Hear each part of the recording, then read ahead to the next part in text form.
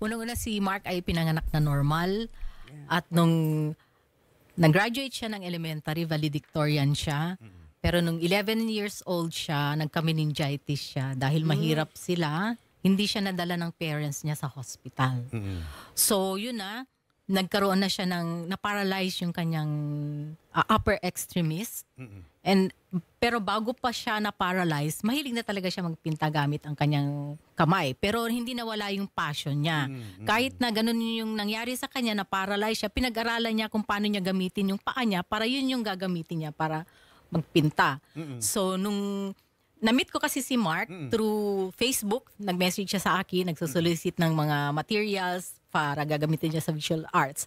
Ang unang gamit niya talaga noon, bond paper, tapos yung Mongol. Pero two-dimensional pa lang yan noon. Kaya sabi ko, magpapadala ako ng mga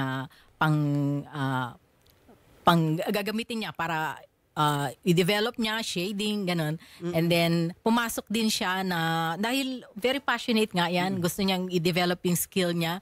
Pumasok din siyang sa workshop na in-initiate ng Ilagan, yung Sinag. Tapos, yun na, naging founder na siya ng Isabela Artist Community Circle, na kung saan siya yung chapter president at ang president ng si Michael. Pero prior to dun sa sakit niya, 11 years old siya na, di ba? Nagkasakit siya. Nagdo-drawing na siya sa kamay. Nagdo-drawing na siya sa kamay. Kamay muna. Passion niya talaga yun.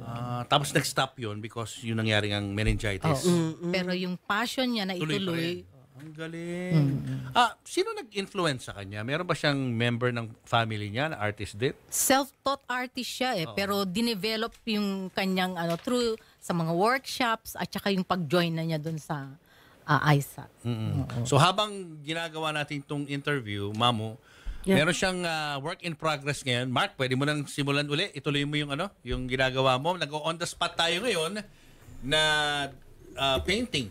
On the spot painting po ito ng ating si Mamu.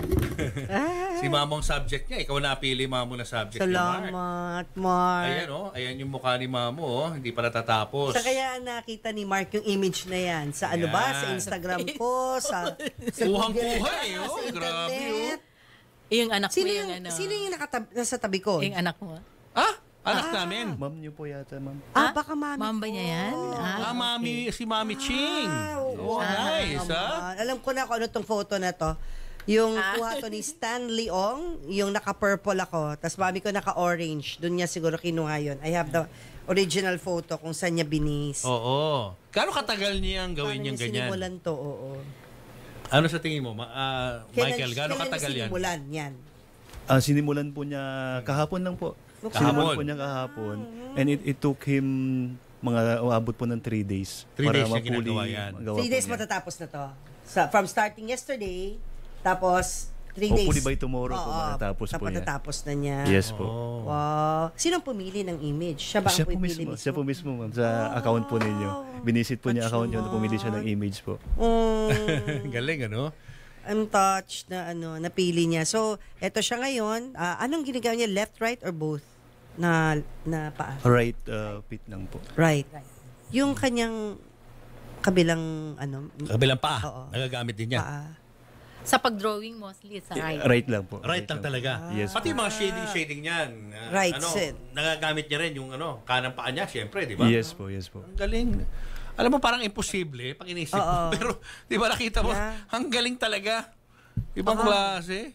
Tinatry ko. Tapos, akala nga namin ni Jules may mirror. Di ba tinatanong mo, Jules? Oo. Paano niya nakikita yung ginagawa niya? May mirror ba? Hindi, no? Ganyan lang talaga. May tablet po siya. Doon po niya tinitignan yung reference po niya. Oh, pero what he is doing now, diretso, nakatingin siya sa papel. Wala siyang parang other Wala po. reflections, kumbaga. Wala na po.